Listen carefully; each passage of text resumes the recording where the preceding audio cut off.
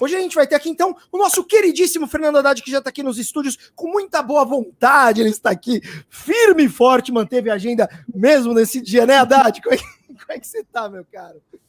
Tudo pelo campo progressista, companheiro. É uma loucura, né, cara? Até contra a final da Libertadores a gente... Mas, ó, pessoal, para quem tá aqui na live, só pra vocês saberem, a gente vai dando aqui as informações, para quem quer saber do jogo, mas não tá muito aí pra assistir, a gente vai dando quem fez gol, eu tô aqui ligadão no placar, e eu vou trazendo para vocês aqui. Tudo bem, Haddad? Vamos tentar, né, cara? Claro, tô por aqui, marquei, tá valendo. Muito bem, cara, muito bem. Haddad, eu quero começar por um assunto que é... eu tenho muita dificuldade em usar um vocabulário minimamente respeitoso quando fala-se de Sérgio Moro, né? Eu realmente tenho dificuldades de não falar que, por exemplo, que ele é um criminoso, que é um bandido. Eu não posso falar isso porque ele vai me processar, então isso eu não posso falar. Mas que é um vagabundo, um pilantra, isso eu posso, porque aí tá mais no campo subjetivo. Você teve a sua candidatura diretamente afetada naquela reta final do primeiro turno, na última semana, quando o Sérgio Moro vazou uma delação sem provas e falsa do Antônio Palocci na última semana da eleição, e você foi com certeza a sua campanha ali foi prejudicada por aquilo. E ok, já passou bastante tempo, não vou trazer esse tema, mas hoje... Você vendo este vagabundo, eu não consigo usar outro nome, eu peço desculpa, eu vou tentar ser cordial, mas quando você vê esse cidadão, Sérgio Moro, se candidatando à presidência, saiu como juiz, estava atendendo numa empresa que ele estava investigando, tô completamente um ser sem a menor ética e moral, hoje se candidatando à presidência e concorrendo ao cargo que ele te prejudicou lá atrás, né? O cara interferiu nas eleições, isso é inegável. Como é que você vê isso, cara? Primeira coisa, eu queria ver você como ser humano. Falar, caramba, eu trabalhei tanto naquela eleição, eu viajei, peguei sol, fiquei suado, não dormi direito pra esse cara fazer aquilo, e agora ele é o candidato, né? Me fala um pouco dessa sensação sua. Bom, cara, primeiro, boa tarde a quem está nos acompanhando aqui no DCM. Quem está aqui realmente agora está disposto a tudo pelo país. Né? Queria te dizer também que o lance do trote no Vila, no Marco Antônio Vila, me custou um inquérito criminal e uma ação de improbidade. Só para você ter uma ideia de que país é esse. Que absurdo, cara! Eu respondi um inquérito criminal por causa de um trote e há uma ação de improbidade que eu ganhei na primeira, na segunda e na terceira instância. Eles foram até o Superior Tribunal de Justiça para tentar me condenar por improbidade, porque eu dei um trote num radialista que me ofendia todos os dias, mentindo para os ouvintes da Jovem Pan. É um negócio de cinema, né? Então, era um vale-tudo. Era um vale-tudo que estava acontecendo no Brasil. A mídia liberou geral, entendeu? Para quem quisesse barbarizar em cima da esquerda em geral, do Lula em particular e de mim. Quer dizer, as principais lideranças estavam todas na berlinda e a ordem era atirar para matar, entendeu? Eles queriam... E aquela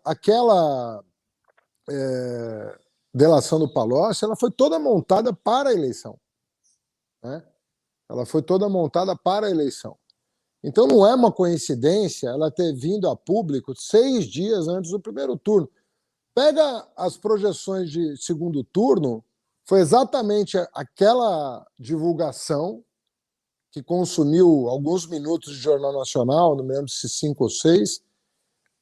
Aquilo ali é que fez a taxa de rejeição à minha candidatura aumentar de 40 para 55. Foi assim um absurdo o que aconteceu aquela semana. A rejeição ali estourou e eu não tenho dúvida de que não tudo, né? Tem muita coisa na vitória do Bolsonaro, mas aquela delação foi construída para dar a vitória ao Bolsonaro. Para dar a vitória ao Bolsonaro. E de preferência no primeiro turno, porque eles não queriam o segundo turno comigo, porque o Bolsonaro não tem a menor condição de debater com ninguém, né?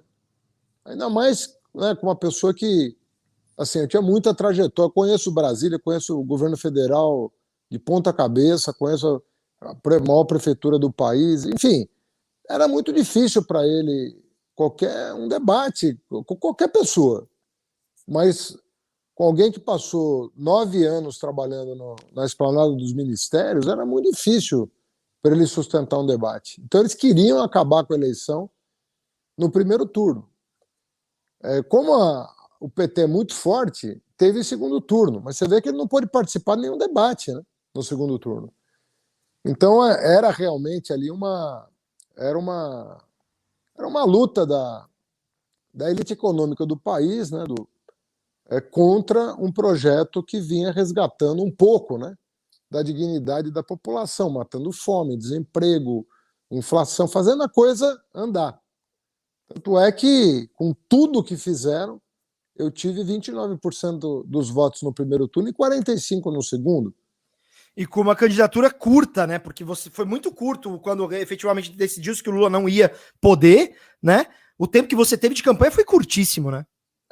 Mas foi a decisão correta, né? Porque eles queriam que o PT não tivesse candidato. Nenhum. Né? E se tivesse, que ele não fosse competitivo, que ele terminasse ali esmagado. Né? E corria o risco disso acontecer. Porque a gente não sabia, de fato, o que podia acontecer.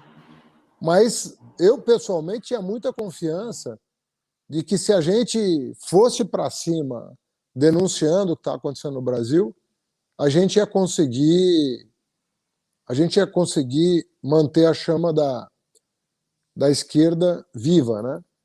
E apesar da minha campanha ter sido muito curta, no primeiro turno foram 3 semanas e depois 3 semanas no segundo. Mas foram 6 semanas que, primeiro, nós falamos a verdade, né? Tanto é que o Lula está aí com os direitos políticos resgatados. Eu dizia, me perguntavam, você vai indultar o Lula? Eu falei, não vou indultar porque eu vou absolver o Lula. Eu sou advogado do Lula. Eu vou ajudar a absolver o Lula. Essa campanha, inclusive, faz parte de esclarecer a opinião pública sobre o que está acontecendo com o Lula. Eu tinha muita confiança de que a farsa do Moro um dia ia ser descoberta. Eu não imaginava que fosse ser do jeito que foi, né? Com o vazamento dos diálogos dos procuradores que desmoralizou, né, a Lava Jato no mundo inteiro. Né? Ninguém podia prever aquilo.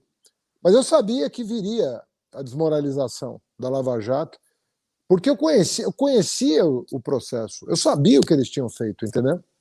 Qualquer advogado minimamente bem informado, de bater o olho no processo, sabe que o processo está cheio de nulidades. Então não tinha como salvar o processo. O Supremo ia derrubar o processo.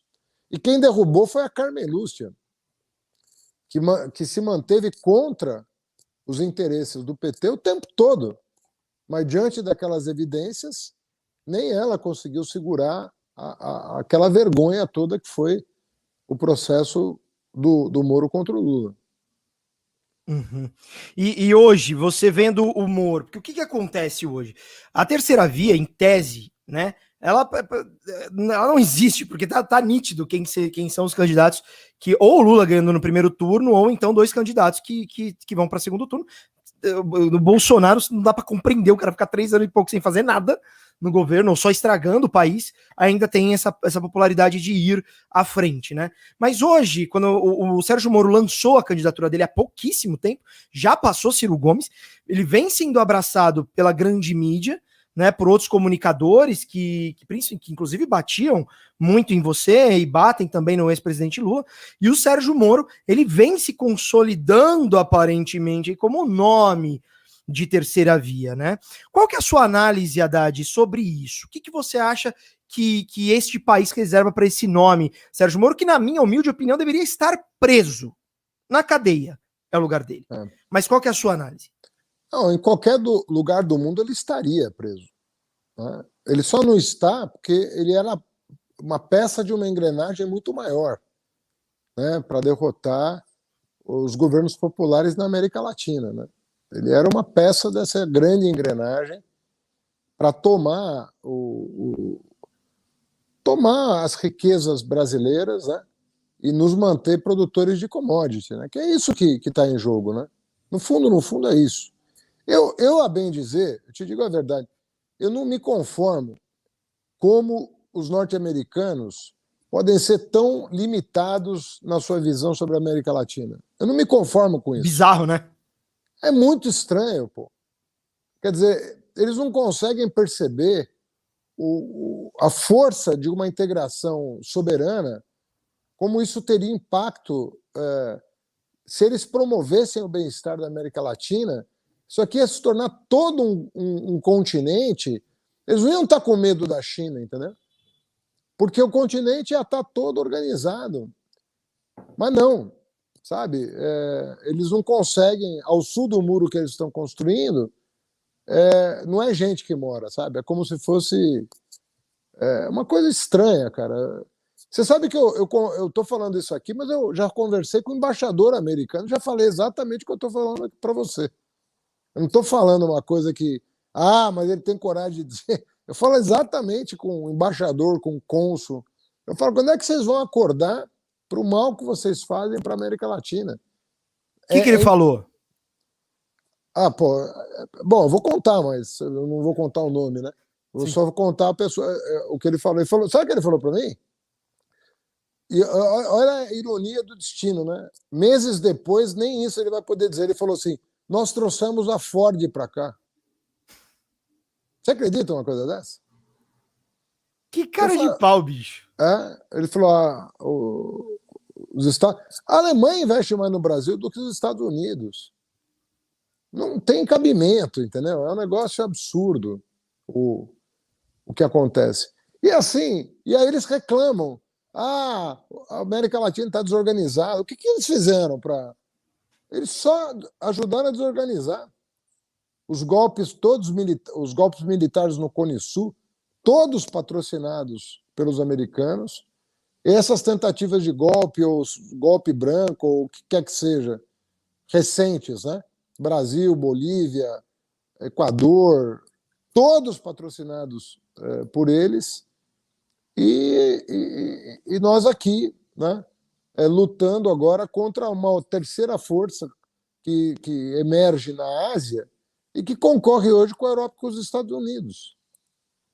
Então, é uma visão muito tola. O Moro é parte dessa engrenagem. Ele não é parte de outra engrenagem. E ele está a serviço de um projeto que não é nacional. Agora, ele não é a terceira via. Ele é o lado B do bolsonarismo. Bolsonarismo de sapatênis, né? Nem isso, né? Porque ele é desajeitado.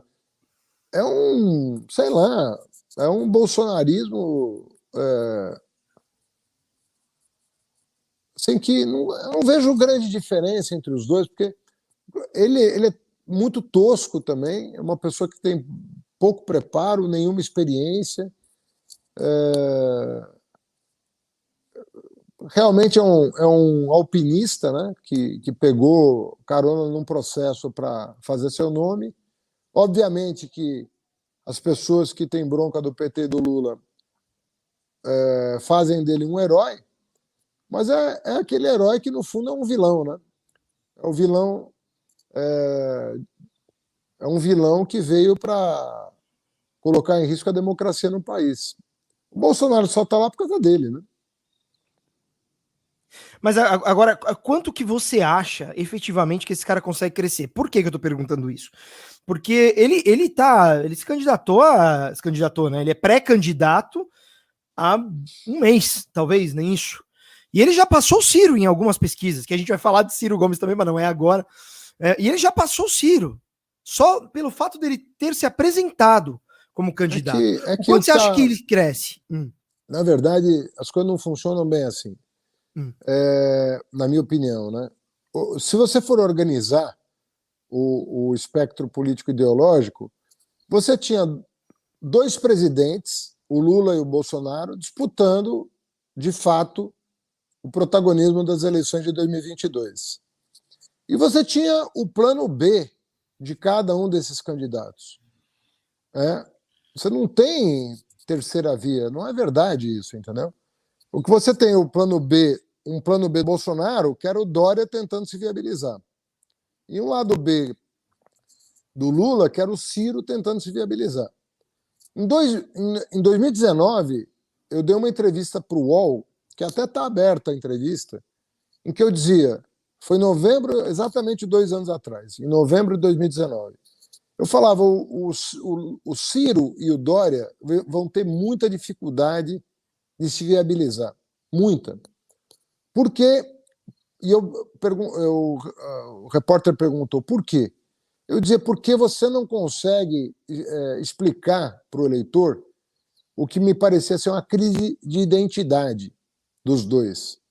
Quer dizer, o Dória viabilizou a candidatura do Bolsonaro, e aí ele se apresenta como plano B do Bolsonaro. O Ciro teve o tempo todo na defesa dos governos do PT, e aí se apresenta como alternativa aos governos do PT, né? Ele, o irmão dele, todos foram ministros do Lula, né? Foram eleitores das 4 eleições do PT. Então, como é que você se apresenta depois disso, né? Coisas que, para o eleitor, são incompreensíveis. Por exemplo, quando o Ciro fala o Lula é o maior corruptor da história do país. Bom, então ele está se autodenunciando. O que ele está dizendo? Ele está dizendo que ele se deixou corromper? Ele está dizendo o quê? Quando a tua fala não fecha, não combina, quando não tem uma coerência, você não consegue sustentar a candidatura a presidente com fala incoerente, entendeu? Então, na verdade, o Moro é o resultado do fracasso do plano B de um lado e de outro.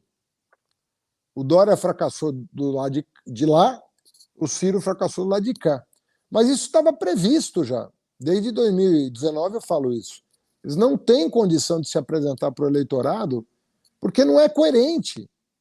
Não é coerente com a trajetória deles. Então é muito difícil você sair de uma armadilha que você criou para você mesmo, entendeu? Foi o que aconteceu para mim com o Dória e com o Ciro. Eu acho muito difícil eles se viabilizarem. Então, na verdade, dentro desse esquema, o que o Moro, que está com aí 10, 11%, ele tem um teto. Qual é o teto? De quem não quer votar no Lula nem no Bolsonaro. Então, a menos que haja um derretimento muito grande do bolsonarismo o ano que vem, né, que é possível, mas talvez ele esteja no piso dele, né, de fanáticos e tal, que ainda o apoiam, o segundo turno está fadado a ser entre o Lula e o Bolsonaro. De novo, né? 1 ano no Brasil é muito tempo, você tem fatos novos que podem alterar esse quadro, mas é isso que está, nesse momento, é isso que está prevalecendo. E eu acho que o Moro, você não consegue enxergar hoje o Moro chegar na casa de 20%, que seria fundamental para ele poder passar o Bolsonaro. Veja você que ele teria que chegar a 20% às expensas do Bolsonaro, porque senão o Lula ganha no primeiro turno. Entende? Aliás, se o Bolsonaro derrete mais, mas o voto migra para o Lula, ele ganha no primeiro turno. Então, o que chamam de terceira via tem um longo caminho pela frente. E só uma pergunta, você acha que, por exemplo, na última semana, quando tiver para acontecer a eleição, esse eleitorado do Ciro, vendo que o Ciro, que provavelmente não vai decolar, enfim, mas digamos que eles vejam e falam assim, poxa, o Lula pode ganhar no primeiro turno. Existe a possibilidade desse eleitorado ir pro Lula, sabe, naquele sprint final, naquela reta final, que os caras falam, putz, muda o voto e vota no Lula, mesmo que eu não quiser, mesmo que eu não quero o Lula, mas o Ciro tá tão longe que então põe no Lula para ganhar no primeiro turno. Você acha que isso pode acontecer? Porque é muito difícil isso acontecer numa eleição. O Lula, nas 2 eleições dele, de 2002 e 2006, ele não ganhou no primeiro turno e não conseguiu eleger a Dilma em primeiro turno, mesmo saindo com mais de 80% de aprovação. Qual que é a chance do Lula conseguir efetivamente vencer no primeiro turno, uma vez que ele tá já batendo nas portas ali de vencer no primeiro turno, e na reta final a galera pode falar, vota logo no Lula, esquece os outros, para tirar logo o Bolsonaro. Não pode acontecer. Eu não acredito que aconteça com todos os eleitores, porque o Ciro tem tentado manter um público fiel um pouco na base do antipetismo, entendeu? Tá. Justamente com medo do voto útil. Então, essas ofensas diárias, elas são um pouco calculadas também para não haver um derretimento, entendeu? Então, infelizmente, né, essa tática ela está se mantendo em virtude dessa ameaça que existe. Mas por isso que ele mantém, ele tem que ser ante alguma coisa, né, para poder aparecer. O problema agora é que xingar o Lula, o Moro também vai xingar. E a imprensa vai dar destaque para quem? Para o candidato dela. Então, tem essa outra complicação na vida do PDT, que é o fato de que xingar não vai resolver, porque tem mais gente xingando. E a preferência da imprensa definitivamente não é o Ciro, né? Muito bem. Eu quero ler alguns superchats aqui. Aliás, falar para o pessoal, reforçar para o pessoal. Mandem superchats que a gente vai ler todos os superchats aqui. Eu quero depois te perguntar, Haddad, depois de eu ler o superchat, se você responder, que tem umas perguntinhas. Tem uma pergunta até um pouco ácida aqui, viu, Haddad? Mas eu acho que é justo, é uma pergunta interessante. Aí esquenta o debate, a gente ganha da Libertadores. Aí ganha da Libertadores, né, velho? Putz, bicho, o negócio tá difícil. Mas depois eu quero te mostrar uma entrevista exclusiva do DCM, feita pela Sara Vivaco, a nossa correspondente lá em Londres, feita com ex-agente da CIA, denunciando. Você assistiu? Algumas reportagens. Tá. Bom, acompanho o DCM todo dia, né? Eu entro no... E eu vi algumas coisas dessa matéria, assim. Eu vou passar depois um trechinho, é 1 minuto e meio dessa declaração dele, falando um pouco sobre Sérgio Moro. Sim. A ligação, enfim, é bem bacana, eu quero um pouco da sua análise, mas vamos dar uma lidinha nos superchats rapidamente aqui, que a Sara já me mandou. Vamos lá, ó. A Vivian Luiza Pinto. Como São Paulina, Haddad Lover e DCM Lover, estou aqui. Aí, Haddad. A gente tem público cativo nosso aqui, hein, cara? Vivian Luiza Pinto. Manda um beijo pra ela aí, Haddad. Beijo, querido. Valeu. Ó, Adriana Rodrigues. Tem diferença sim. O Bozo tem 30 anos de Brasília. O Moro será comido num minuto. Quero que você comente isso, sobre se o Moro vai ser comido mesmo num minuto. Uma vez que ele tem a retaguarda da Globo e, quiçá, dos Estados Unidos e de interesses corporativistas muito pesados, né? E o Marcelo Kafke, que faz aqui uma provocação, hein, Haddad? Ele diz assim, ó, Haddad, boa tarde. Você se arrepende do comentário que fez sobre o Moro no Jornal Nacional, em que diz que ele fez bem ao Brasil? Será que vão usar isso em 2022? Começa por essa aí. Essa é... Vai lá. Na verdade, o que me perguntaram era sobre a Lava Jato, né? E olha, eu sempre torci muito para o combate à corrupção dar certo no Brasil, né? Por quê? Porque a gente sabe, né, que esses grupos econômicos eles jogam muito pesado contra o país, entende? O Estado brasileiro ele não consegue se organizar pela ação dos grupos econômicos. Então é óbvio que quando você vê, e nós fomos aqui o partido que mais fortaleceu o combate à corrupção. Essa turma toda aí só conseguiu combater a corrupção em virtude dos instrumentos criados pelos nossos governos, da autonomia dada pelos nossos governos aos órgãos de controle, seja polícia, controladoria, Ministério Público ou o que for. Então, era impossível, naquele momento, não falar para a sociedade brasileira que eu queria que o combate à corrupção desse certo no Brasil. Entendeu? E quero hoje, como prefeito, eu desbaratei várias quadrilhas na Prefeitura de São Paulo com a mesma tecnologia que o governo federal desbaratou quadrilhas no país. Vamos nos lembrar da Controlar, da máfia do ISS, da máfia da Feira da Madrugada, da máfia do serviço funerário, da máfia do túnel Roberto Marinho. Estou falando de 5 máfias, cada uma de bilhão. Nós desbaratamos em 2 anos, não precisa nem dos 4 anos, para acabar com 5 máfias, usando o quê? A tecnologia desenvolvida pelo governo do PT. Na Prefeitura de São Paulo, que é um país. A Prefeitura de São Paulo é um país de 12 milhões de habitantes, tá certo? Compara com o Uruguai, compara com o Paraguai, é um país, né? Então, eu tenho para mim que é muito importante combater a corrupção. Eu não acho que é uma agenda da esquerda combater a corrupção. Nós não podemos abrir mão dessa agenda, entende?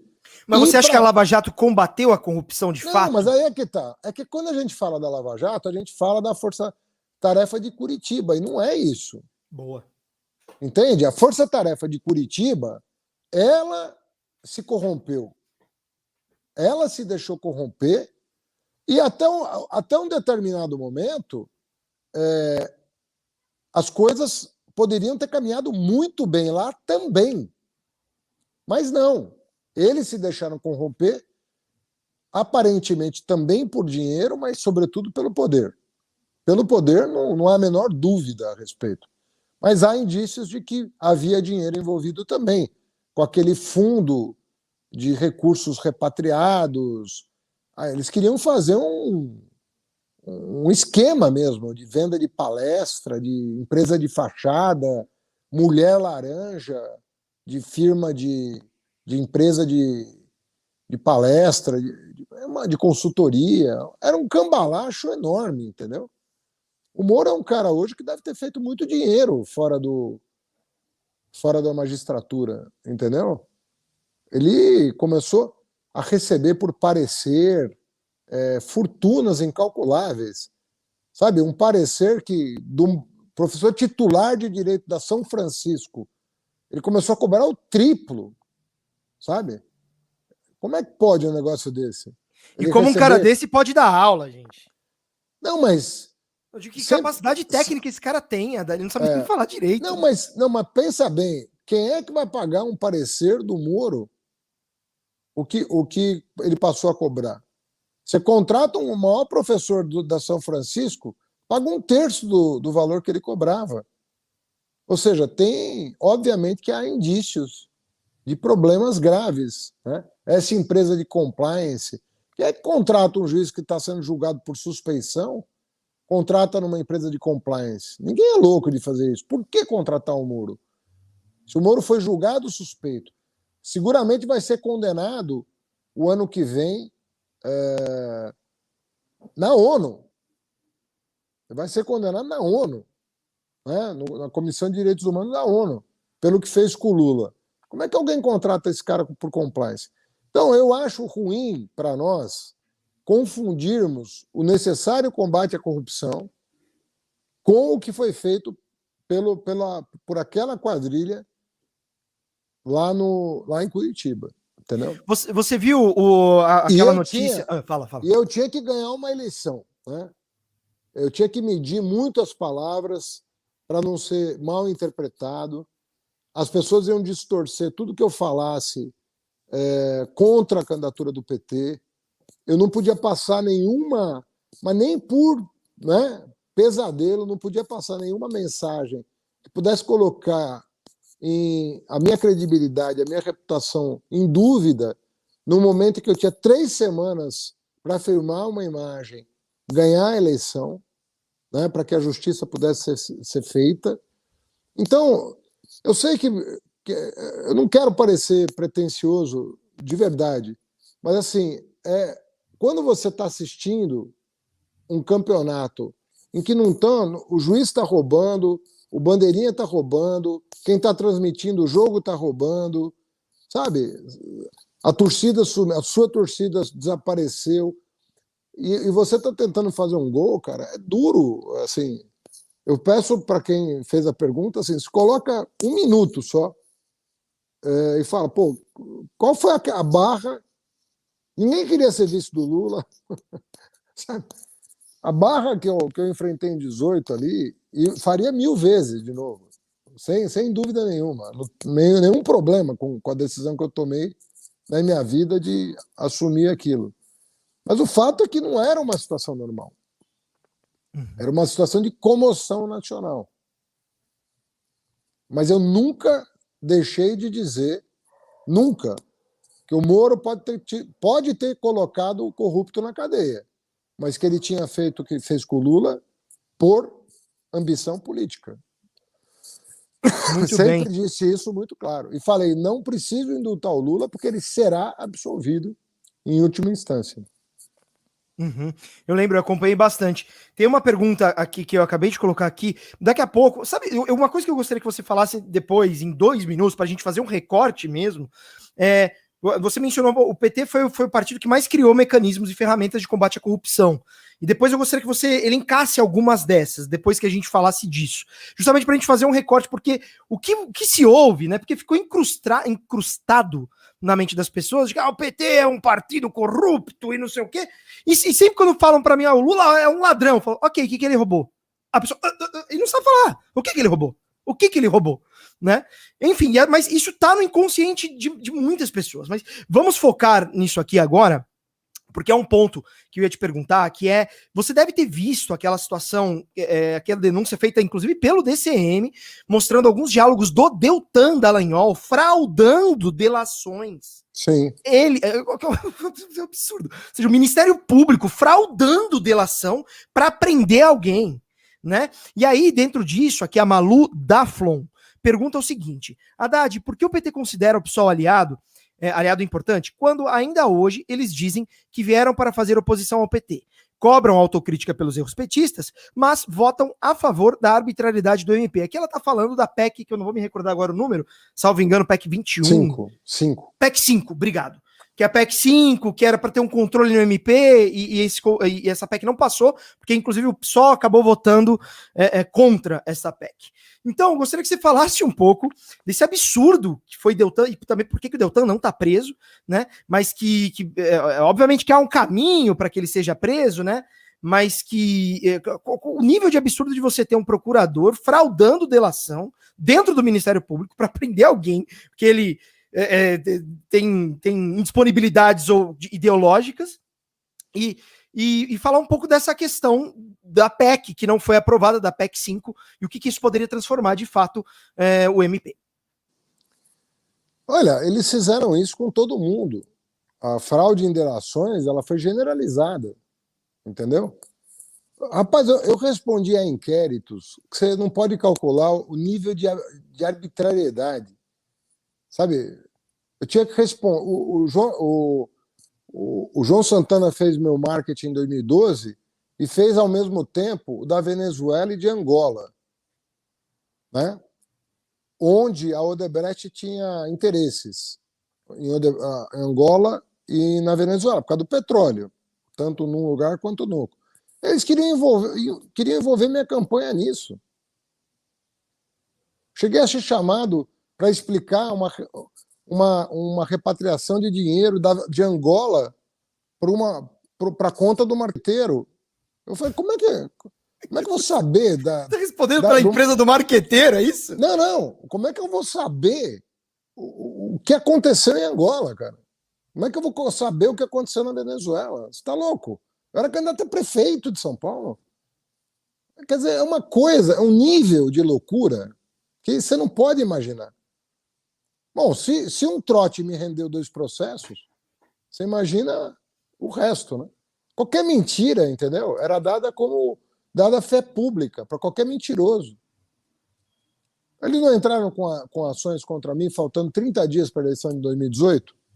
As 3 estão transitadas em julgado já. As 3. Ixi, acho que o Haddad caiu, hein? O nosso Haddad caiu.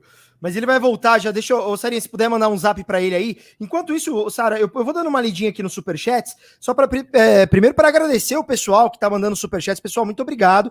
Vocês sabem que a gente tem uma meta. Hoje a meta ela é dobrada, tanto de membro. A gente tá com 0 membros, pessoal. Deixa eu fazer rapidinho enquanto isso aqui.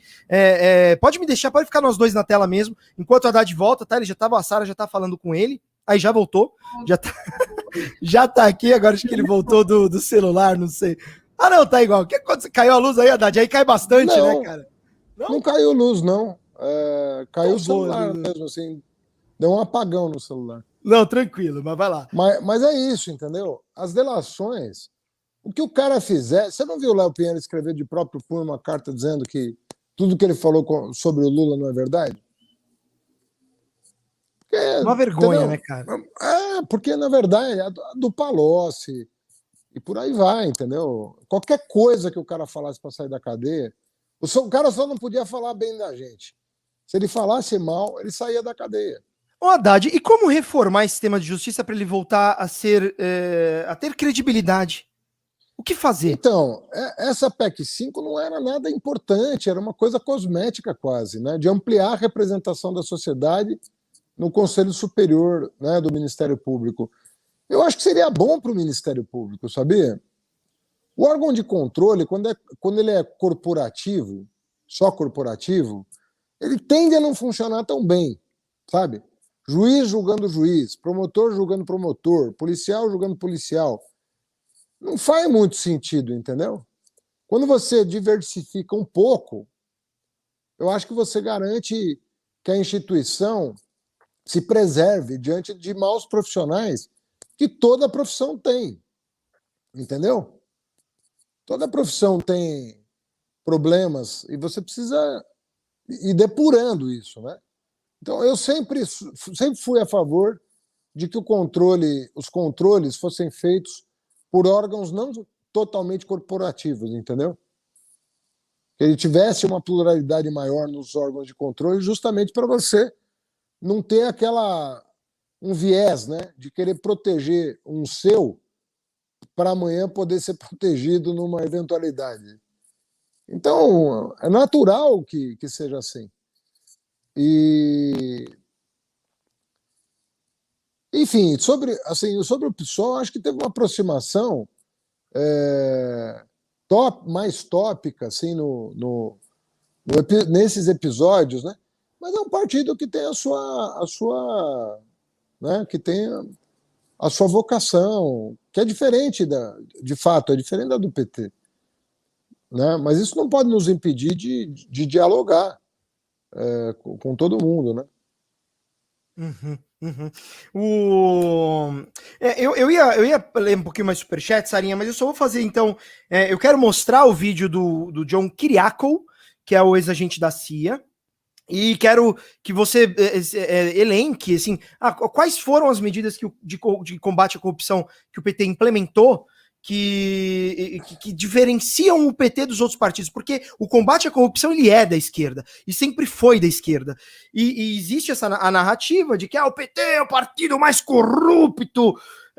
Não estou dizendo que não tenha havido corrupção e nem que tenha havido, mas que o PT ele atuou para combater a corrupção. Eu lembro que eu acompanhava muito naquela época. Eu já estava na minha faculdade de jornalismo no primeiro ano, no início ali do primeiro ano do governo Lula.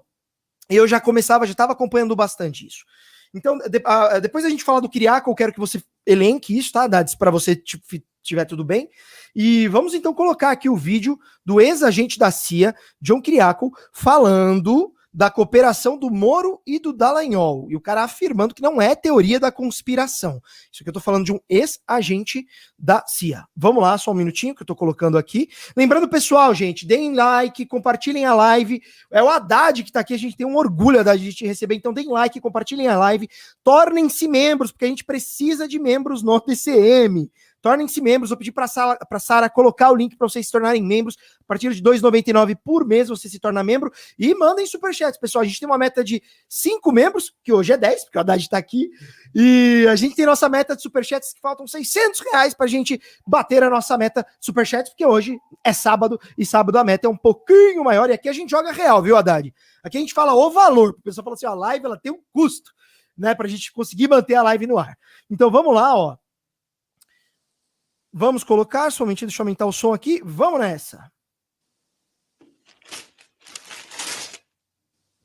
So can you explain to us in general, like, how the US what is the US government role in such foreign operations and how they co-opt these figures like Moro and Dallagnol? People in Brazil have a lot of difficulty to understand that this is not conspiracy theory, that the CIA co-opt. No, this is not a conspiracy theory. This is a prime example of the United States interfering in the internal affairs of another country. Now, this is something that in any other situation would result in a very strong diplomatic protest, right? Because it really is interference. And it's not just the Justice Department. I would warn people that it's also the State Department. In fact, I would go so far as to say that it begins with the State Department. It includes the Justice Department. It includes certainly the Treasury Department, because in many cases, money laundering charges just appear out of nowhere, or corruption charges. That's the Treasury Department. And now we have to worry about the Department of Homeland Security as well. And the whole time, you also have the CIA working behind the scenes. Esses recortes, Haddad, eles são maiores. A gente tem diversos recortes dessa entrevista. E uma coisa que me impressionou muito assistindo a entrevista é o próprio ex-agente da CIA ele comentando que ele não entende como o Moro teve acesso ao que ele teve. Um juiz de primeira instância do Brasil ter acesso interno lá na CIA e contatos desse jeito, né? E da interferência que os Estados Unidos fazem em diversos países. E que essa interferência, muito provavelmente, dentro do que ele coloca, aconteceu no Brasil a partir do Moro, e que o Moro teria uma ligação com a CIA para impedir que um governo progressista que faça bem ao povo e que não atenda diretamente aos interesses estadunidenses, de que esse governo não volte, que esse governo seja derrubado e destruído. Eu gostaria muito de ouvir um pouco sua análise sobre isso. Olha, primeiro você me pergunta, não sei se é agora que você quer que eu responda, o que o PT fez para fortalecer os órgãos pode ser. Ele fez tudo. Né? Por exemplo, o Lula abdicou de escolher o Procurador-Geral da República. Quem escolheu foram os próprios procuradores em votação própria do órgão. O Lula sempre nomeou o primeiro da lista tríplice. Quem nomeia o primeiro da lista tríplice está preocupado com alguma coisa assim, relativa a si próprio, de ser investigado ou da sua família ser investigada? Geralmente quem faz coisa errada é que procura se blindar. É só ver o Bolsonaro. Você viu alguma vez o Lula interferir numa superintendência da Polícia Federal ou no diretor-geral da Polícia Federal? Quando que o Lula fez isso? Ao contrário. A Controladoria Geral da União tinha uma independência do governo para investigar tudo. A lei de combate à corrupção, a lei da delação premiada, a lei da leniência, tudo isso aí é da nossa época. Tudo. Tem nada que tenha sido feito antes de relevante, e o que foi feito depois foi para desmontar o que nós fizemos. Essa é a pura verdade, entendeu? Número de operações da Polícia Federal também. Mais de 1000 operações. Porque depois você fala assim, o que eles queriam é que eu falasse na campanha mal do combate à corrupção. Entende? Era isso que eles queriam tirar de mim. E então era uma linha muito fina. Era um fio da navalha, né? Para passar para o eleitor a segurança de que não ia ter volta atrás no combate à corrupção, mas que nós não íamos admitir o abuso. Você calibrar esse discurso é uma coisa muito complexa.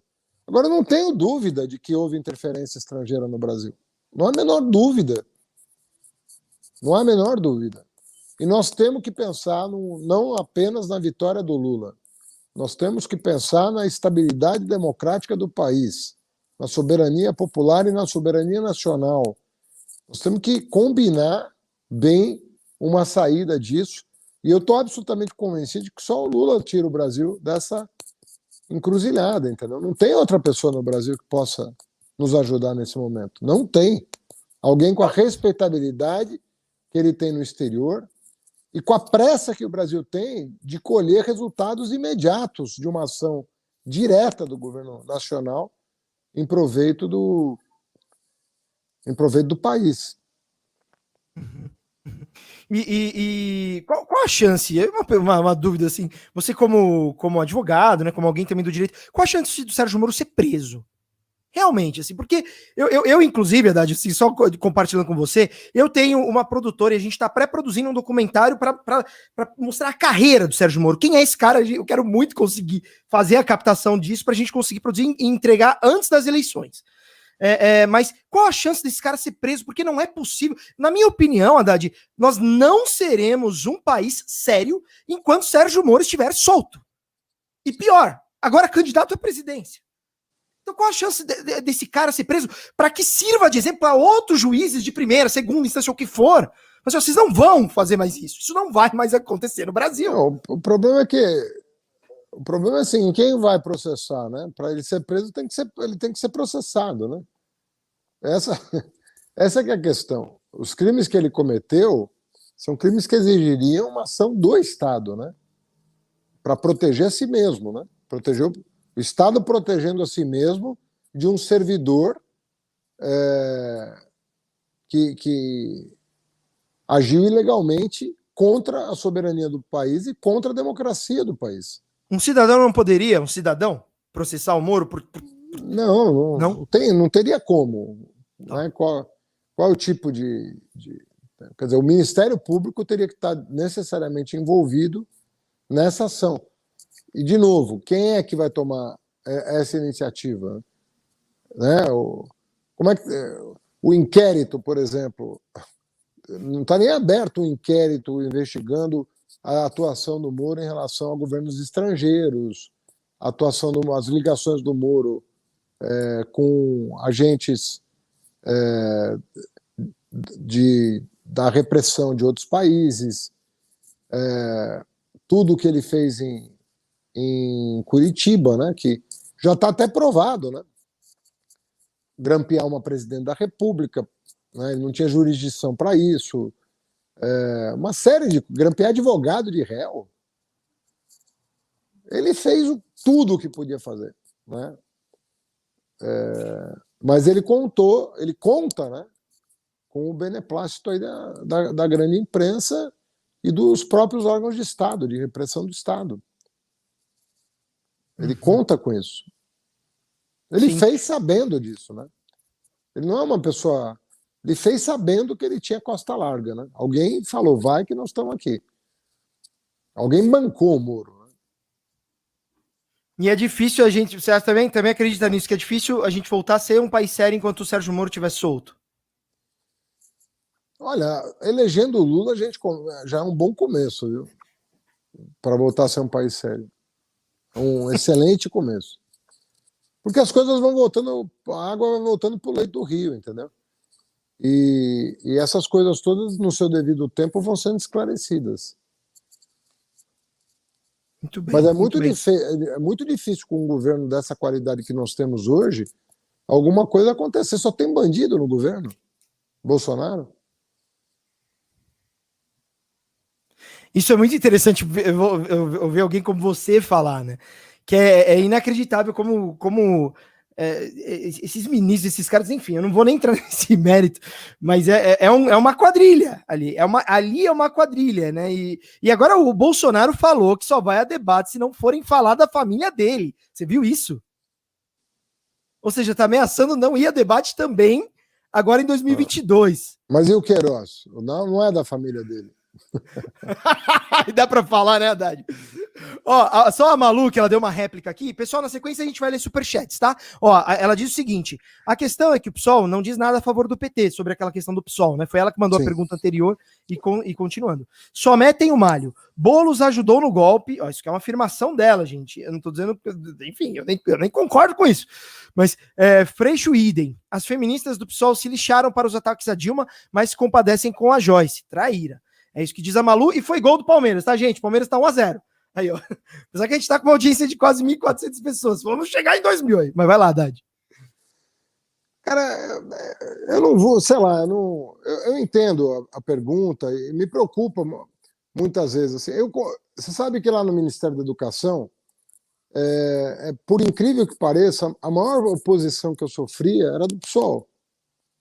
Por exemplo, políticas afirmativas. O PSOL era contra. A Heloísa Helena... Que tipo de política? Política afirmativa para negros. Não, mas, por exemplo, para negros. Cota na universidade para negro. Pô, a Heloísa Helena, que é uma pessoa que porque eu tenho apreço até, ela chegou a acusar o MEC de nazista por estar promovendo políticas de igualdade racial. Ela dizia que quem promove políticas de igualdade racial é nazista, num país com 400 anos de escravidão. Entende? O ProUni, a maior resistência à ProUni vinha também do PSOL. A expansão das federais. Não conseguia aprovar, às vezes, num conselho superior, num conselho universitário de uma universidade, a expansão da própria universidade. Não conseguia. Então, a gente tem que ter um pouco de compreensão. Mas você vê que eu nunca falei, não tem uma frase minha que diminua a importância de um partido de esquerda, qualquer que seja, entendeu? Porque eu acho assim que vai se aprendendo, vai se amadurecendo no processo. Né? Por exemplo, o PSOL nunca administrou uma cidade paulista. Nunca. Uma cidade do interior, tem 645 cidades. O dia que administrar, vai entender os limites da administração, entendeu? E vai começar a ver o quanto o PT fez.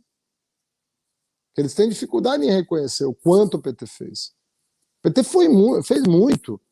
As maiores marcas na cidade de São Paulo são das 3 administrações do PT. Todas as grandes marcas da cidade de São Paulo. Inclusive nas finanças públicas. Quem renegociou a dívida de São Paulo e deu o grau de investimento para a cidade fui eu. Foi uma luta, entendeu? Todo o sistema de mobilidade urbana de São Paulo é obra do PT. Todo o sistema. Cicloviário, corredores de ônibus, bilhete único, tudo. Ônibus noturno. Até hoje o metrô não abre à noite. E o PT que botou ônibus noturno para os trabalhadores da cidade, que ficavam na calçada esperando 5 da manhã para pegar um ônibus. Toda a parte cultural de São Paulo, grande medida, é obra do PT. Todos os céus foram planejados. Todos os céus da cidade de São Paulo foram planejados pelo PT. Todos, sem exceção. O que às vezes acontecia é que eles terminavam obras começadas por nós, porque a gente não conseguiu reeleger, né? Em virtude de que bastava um petista ganhar a prefeitura de São Paulo para a mídia inteira vir para cima e não deixar governar, né? E ainda assim, todas as marcas, as melhores marcas da cidade, todas as UPAs de São Paulo foram planejadas por mim. Todas. Quando eu entrei, não tinha uma UPA na cidade de São Paulo. Todas foram planejadas na minha administração. Todos os hospitais dia foram entregues na minha administração, planejados e entregues na minha administração. Todos, eu estou falando. Não estou falando de 1 ou 2, todos. Então, precisa administrar para entender o que é administrar, quais são os limites da administração. E aí você vai poder julgar melhor. A diferença entre estar na oposição e ser governo, né? Mas tem grandes quadros, sabe? Em todo canto. Eu tenho muitos amigos no PSOL. Eu não tenho nenhuma dificuldade de manter o diálogo. Eu espero que a gente esteja junto no segundo turno. E não tem problema nenhum. Pô, você sabe que no segundo turno de 2012, o Plínio de Arruda Sampaio votou no Serra, pô. Declarou voto no Serra contra mim. E ainda me ofendeu gratuitamente. E o Plínio votou no Serra, declarou voto no Serra. E não tinha ninguém da imprensa para dizer o PT está dividindo a esquerda. Não tem ninguém lembra dessas coisas, mas quem tomou a chicotada lembra, né? Uhum. Ô Haddad, falando um pouco disso do PSOL, tá, essa relação com o PSOL, como fica ou como está, Fica, não dá para saber, porque ainda tem água a rolar. Mas como está a questão no governo de São Paulo, a tua possível candidatura, e uma possível parceria com o Boulos, uma chapa com o Boulos. Como é que está isso? O que a gente pode, já consegue enxergar disso? Nós ainda estamos, eu acho que a gente ainda está alguns meses de uma definição, né? Mas a tendência é que, como São Paulo é o maior colégio eleitoral do país, é possível que os partidos queiram lançar candidato no primeiro turno. O que eu sempre defendo é que a gente tenha um protocolo de primeiro turno, entendeu? Para que os progressistas possam ganhar a eleição no segundo. E isso é muito importante, né? Você sabe, no mesmo ano de 2012, eu fiz um acordo com o Chalita de primeiro turno, né? Um acordo de cavalheiros. Olha, vamos construir, né, uma vitória no segundo turno. No dia seguinte que eu fui para o segundo turno, o Chalita me apoiou, inclusive na televisão. Gravou o apoio imediatamente. E eu não consegui isso, por exemplo, do Plínio de Arruda Sampaio, que votou no Serra.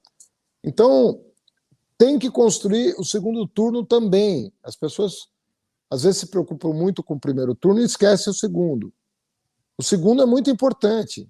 Em 2016, a Erundina, que era a base do PSB, né, que dava sustentação justamente para os governos do PSDB, foi para o PSOL para concorrer contra mim.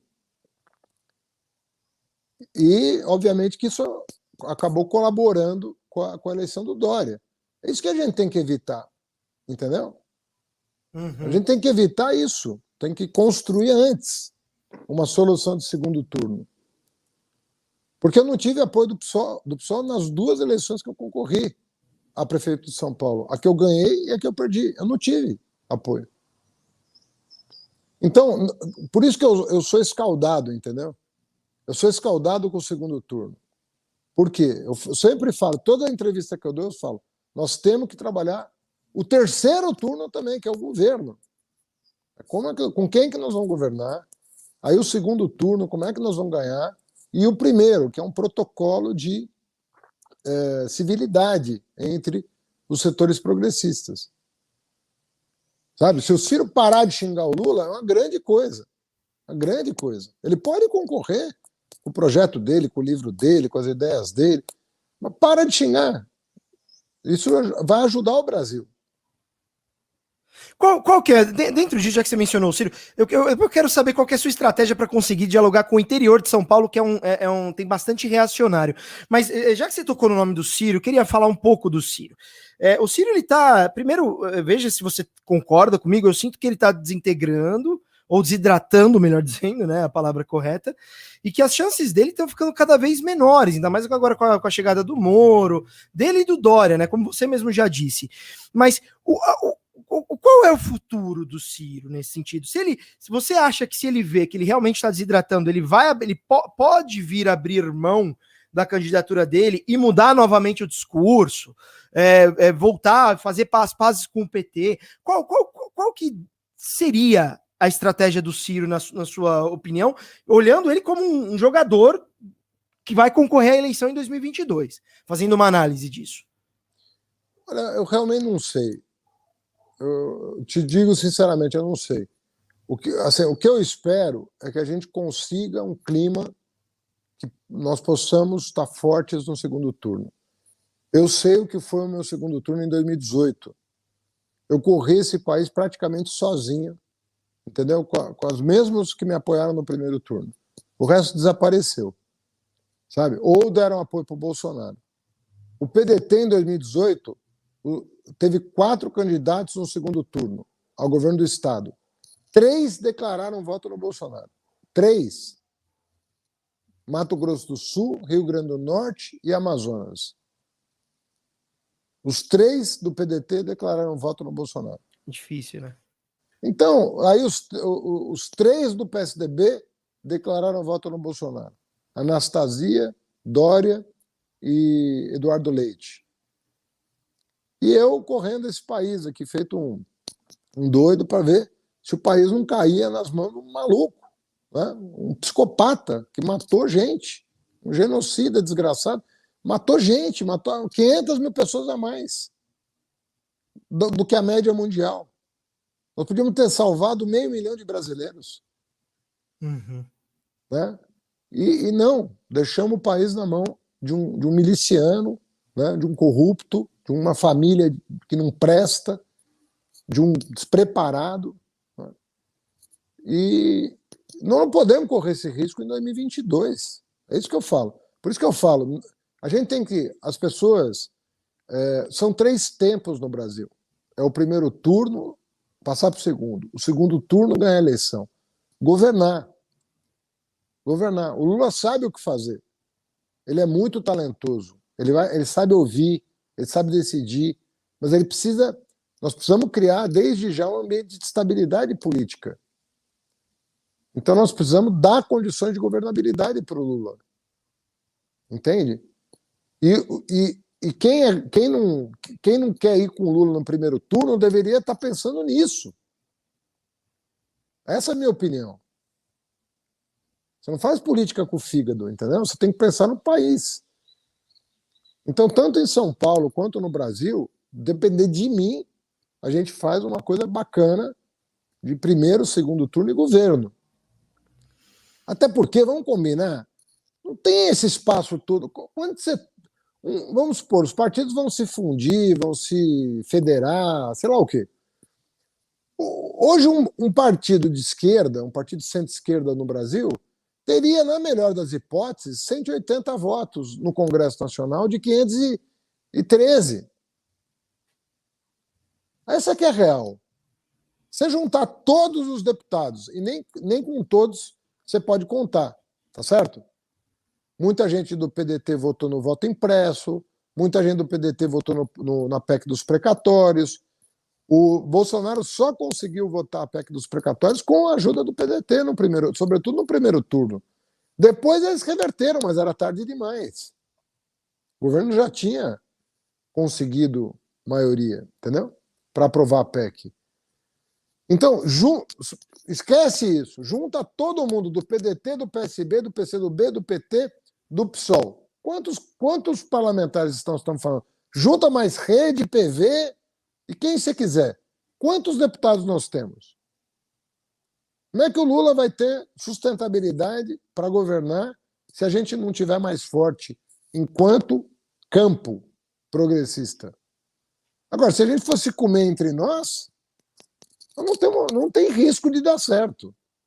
Não tem. Muito bem.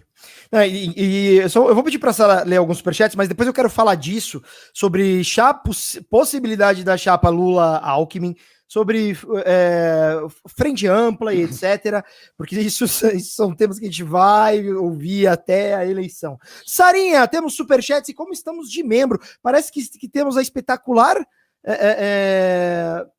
resultado de ainda não temos membros na live, é isso?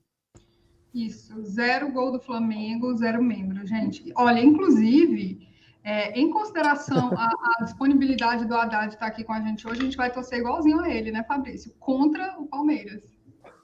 Haddad, você tá torcendo contra o Palmeiras? Não, tô torcendo pro Flamengo, pô. Tem que escolher um lado, pô. Não, então eu tô com o Haddad. Eu não sou ligado em futebol, o pessoal sabe disso, mas tô junto. Se o convidado nosso Haddad Flamengo, nós estamos. Flamengo, que a gente, neste aspecto, eu puxo o saco do convidado. Então, se é futebol, eu tô junto. Flamengo desde criancinha aqui, né, Fabrício? Exato, vai lá. Eu vou ler alguns superchats aqui, são mais comentários, né? O Nessim Lauro Lopes Pérez fala assim: boa tarde, DCM, um grande abraço ao companheiro Haddad. Eu sou filiada ao PT, aqui em Mato Grosso do Sul, e estamos na luta para fazer o Brasil feliz de novo. Eu e minha esposa Selma admiramos muito você, Haddad. Queria só fazer um comentário rápido, que esse tipo de campanha, fazer o Brasil feliz de novo, isso é uma coisa muito, muito da esquerda, né? Você não vê esse tipo de mensagem com Moro ou com Bolsonaro, nem com Ciro. O Diogo Romero Vidal Lessa fala assim: Haddad, obrigado pela luta. O Bira Júnior fala: Haddad, com todo respeito. E se o Bozo vencer, hein? Deixa eu ver. Mas calma aí, deixa eu anotando, então. E se o Bozo vencer? Isso é importante, a gente... É importante, eu acho que é um cenário bem difícil, mas a gente nunca sabe, né? Pode ter uma facada aí de novo, né? Mas vai lá. Vai lá. Li, que é só Li, fala assim, boa tarde, governador Haddad. O Léo Rafael fala que a esquerda tem que conquistar as religiões e o debate da segurança pública. O Arthur Rezende da Silva fala assim, Haddad, eu agradeço o teu empenho pela criação dos institutos federais. Eu sou servidor desde 2010 e atualmente diretor-geral do campus, de um campus no interior. É uma revolução na educação profissional e tecnológica. Olha, Haddad, eu até já comentei isso com o Fabrício, eu já dei aula no Instituto Federal, e era um Instituto Federal no meio do sertão, gente.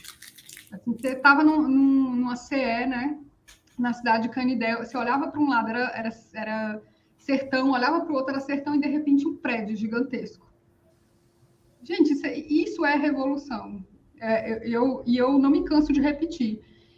Isso é revolução, gente. Esse tipo de coisa me arrepia, eu fico até emocionada. Eu vou até continuar lendo aqui, porque, olha, você ter TPM e consciência de classe ao mesmo tempo é uma maldição. Sarah figura. O Márcio Galvão fala assim, eu fiz de tudo, Haddad, eu levei livro para a rua, eu participei do Vira-Voto, eu defendi a verdade, eu denunciei barbaridades cometidas e também não me arrependo de ter votado em você, eu faria tudo outra vez. O Fabrício Cordeiro, nossa, fiquei arrepiada.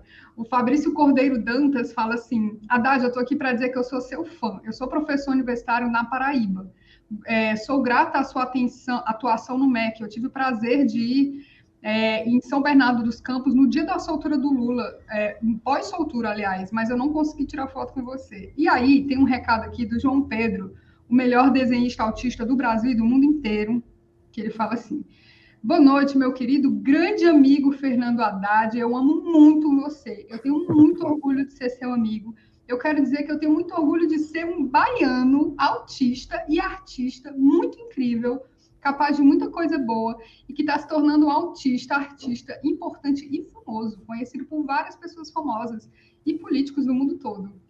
Inclusive, dia 16 de julho, eu falei que fiz amizade com o Mark Ruffalo, gente, que é simplesmente o Hulk, tá, dos Vingadores, e a Jenny Sanders, que é a esposa do senador dos Estados Unidos, Bernie Sanders.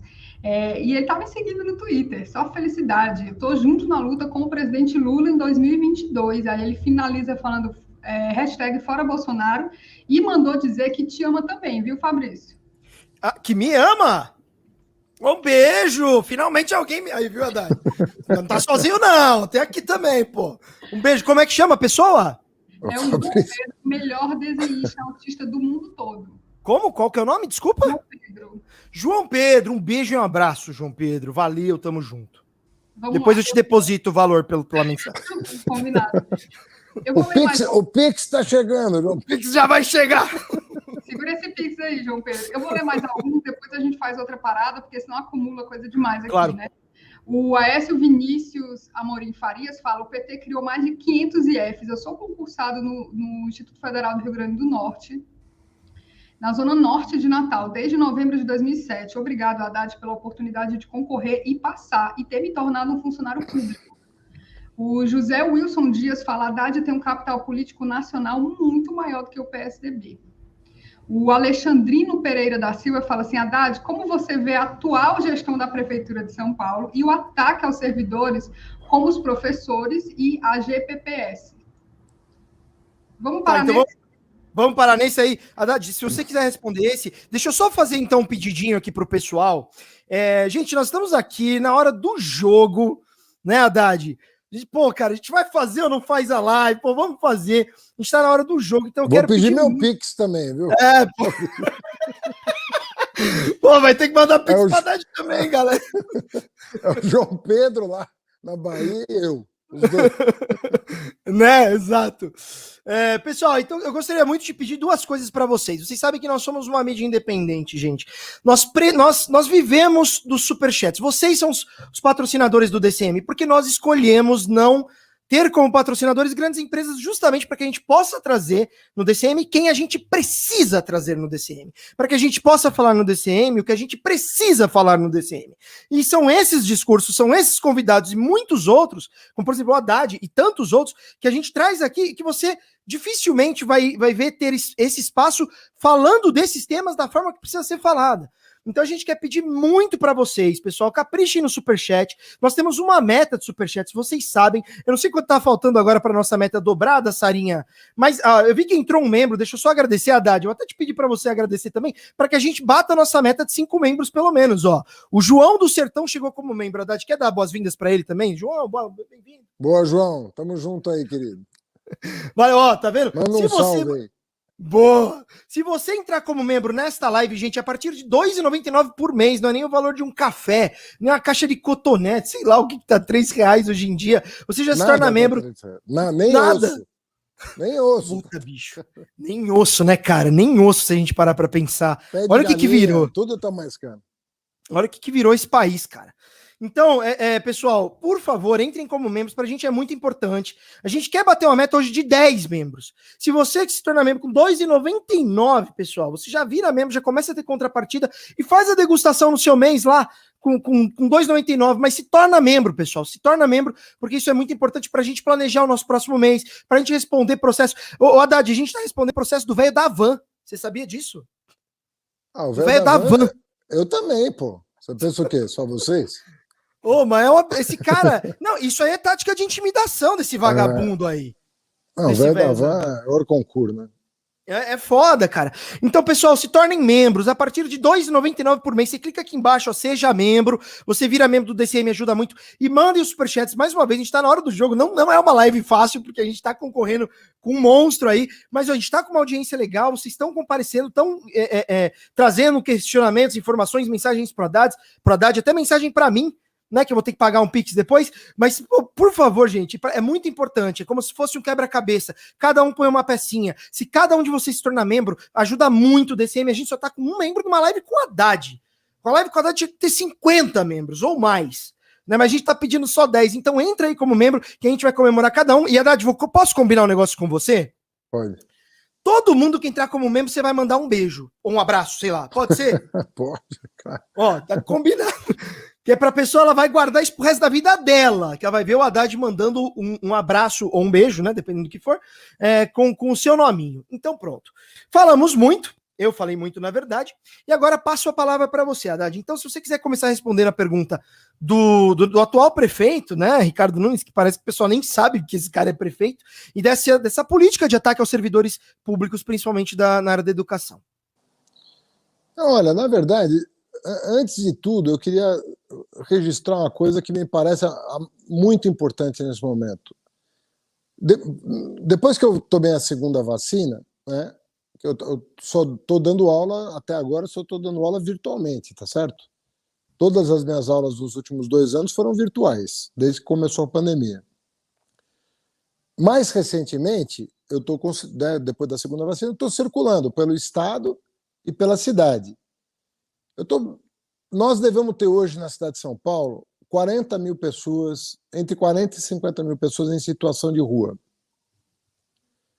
E assim, o que mais me chama a atenção hoje é que eu não vejo nem imprensa, nem ninguém interessados nessas famílias que estão.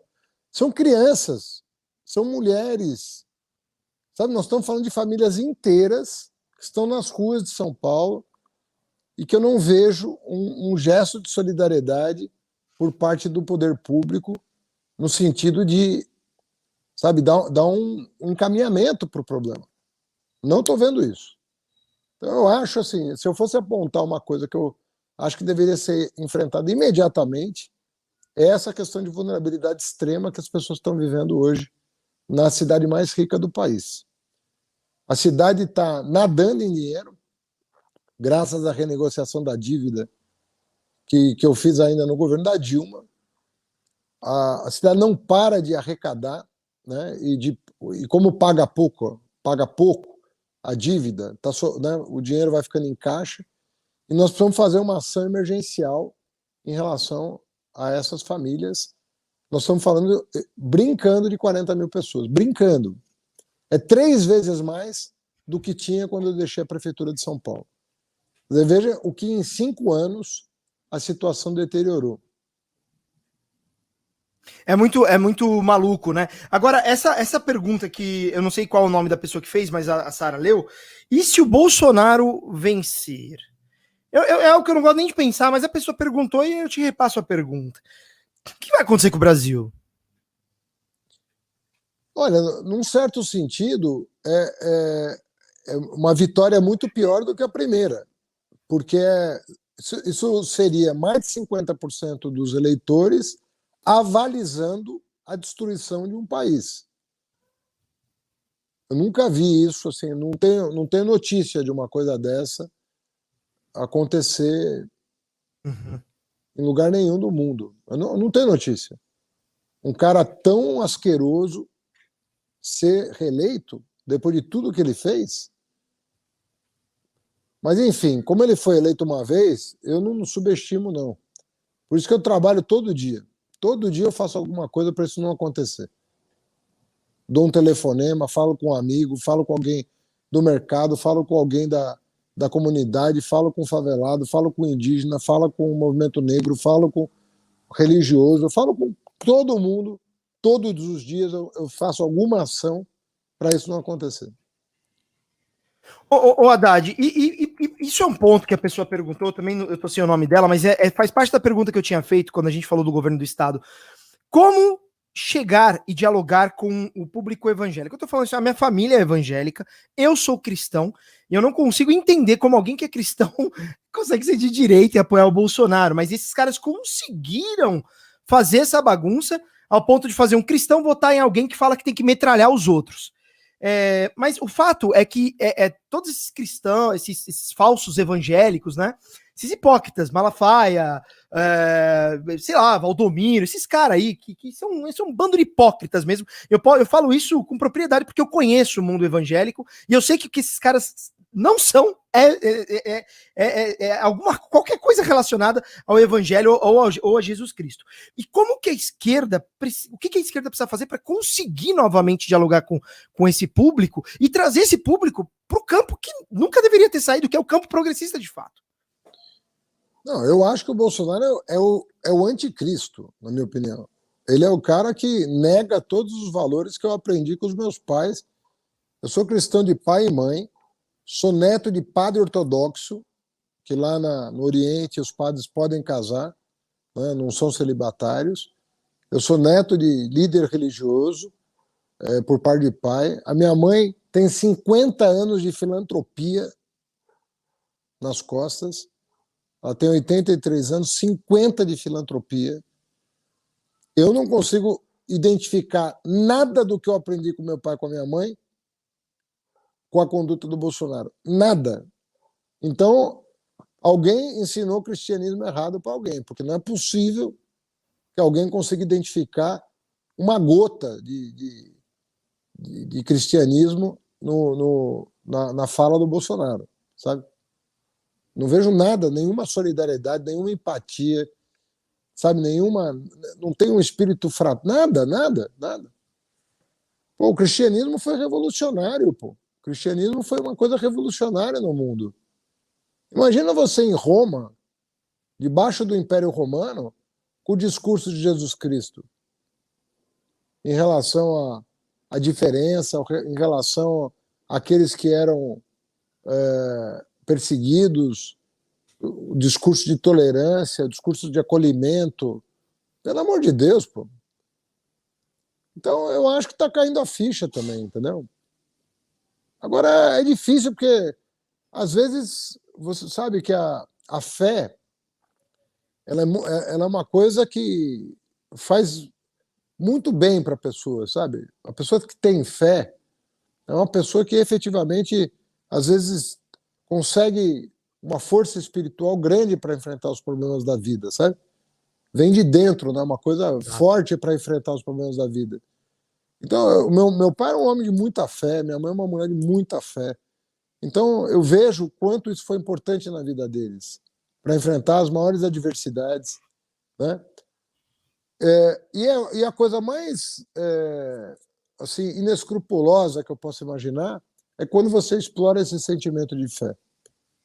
Sabe? Quando você usa um livro sagrado, uma palavra sagrada, quando você usa uma mística para iludir as pessoas, para manipular as pessoas.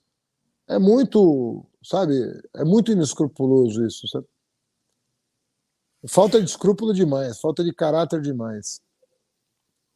E é muito difícil conseguir trazer. Parece que as pessoas estão cegas, porque o Bolsonaro ele fala sobre Jesus, sobre o que for, mas na verdade todas as atitudes dele são completamente o oposto. Então, mas ele fala tá... e essas pessoas caem. Sim, mas ele está com 22% de ótimo e bom. O Lula nesse mesmo período estava com quanto? 60%? Então, não é assim também.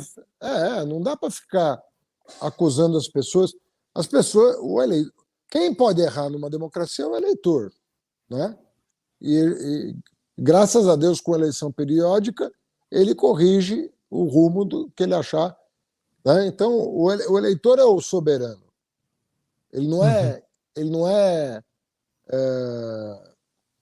infalível, mas ele é o soberano, né? É o coletivo, né, dando os rumos do país.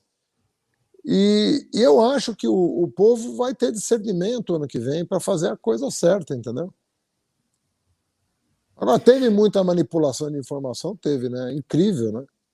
É muito difícil isso, né, cara? Lutar contra... E é o esgoto das redes sociais, do Telegram, do WhatsApp. Também é difícil. Como lutar também contra isso? Mas às vezes é da grande imprensa também. Uhum. Né? Não é só... Se fosse só o WhatsApp, mas a gente tivesse uma imprensa democrática, mas a gente não tem uma imprensa democrática. Isso é muito louco, né, cara? Ó, a Ivone, ela se tornou membro e ela já tá exigindo o beijo dela, Haddad. Então, Um vai lá. grande beijo, Ivone.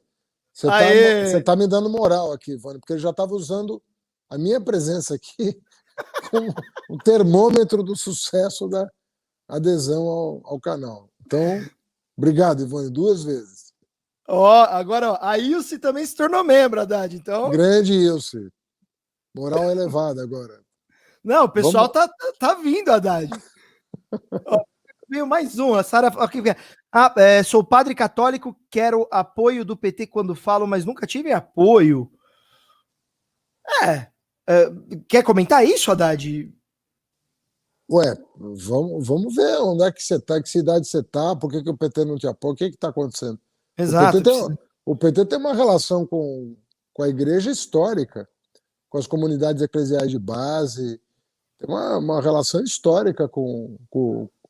A gente se dá muito bem com a igreja raiz, aquela igreja primitiva, né? Que é aquela que está do lado dos pobres, do lado de quem precisa trabalhar, do lado de quem quer progredir, do lado de... Essa é a verdadeira igreja. Cara, você está falando com uma pessoa que é neta de padre ortodoxo. Eu passei a vida inteira ouvindo meu avô, histórias do meu avô. Histórias bonitas do meu avô. Meu avô enfrentando o general francês para poupar a vida das pessoas. Sabe, coisas... Eu fui criado ouvindo histórias do meu avô. É a pessoa que é a maior referência na minha vida, a maior referência moral na minha vida. Né? Uhum. Então não tenha... Você tem a certeza que eu nunca vi um partido para gostar de igreja como o PT. Estou falando sério isso. É um partido muito vinculado à religião. Tem muita gente ligada. O pessoal brinca os igrejeiros do PT, mas é muita gente. Você pega no MST. O MST. Rapaz, você não calcula o que aquele povo é religioso. Muito. Entende? Uhum. Só que é uma religião que não visa a exploração do semelhante, visa a emancipação das pessoas. Não quer que as pessoas fiquem dependentes, quer que as pessoas fiquem independentes.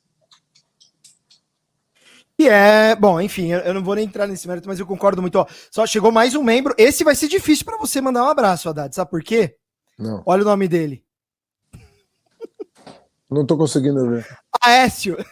Aécio Vinícius Amorim Farias. Mas virou membro, tá ótimo. Eu tenho que falar o sobrenome. Aécio Amorim.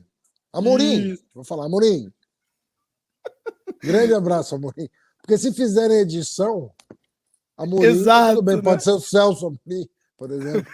Né? Paulo Henrique Amorim. Muitos Amorins famosos. Exato. A Flávia PB também virou membro, Haddad. Tá vendo? Você tá trazendo um monte de membro, Haddad. Vai lá, manda um beijo também. Boa, Flávio. Um beijo para você, querida. Boa, boa. Obrigado por elevar a moral. Você viu que o Fabrício tentou me indispor com a audiência do DCM, dizendo que pouca assinatura hoje. Virando o jogo. Boa, mas Vamos olha. ver se o Flamengo vira o jogo também. Tem duas aqui. Tá o jogo? O jogo tá 1-1. Tá 1-1, né, Sarinha? Olha aí, pronto. Tá 1-1, tá no empate. Aqui tá melhor, pessoal. Lá vai dar empate.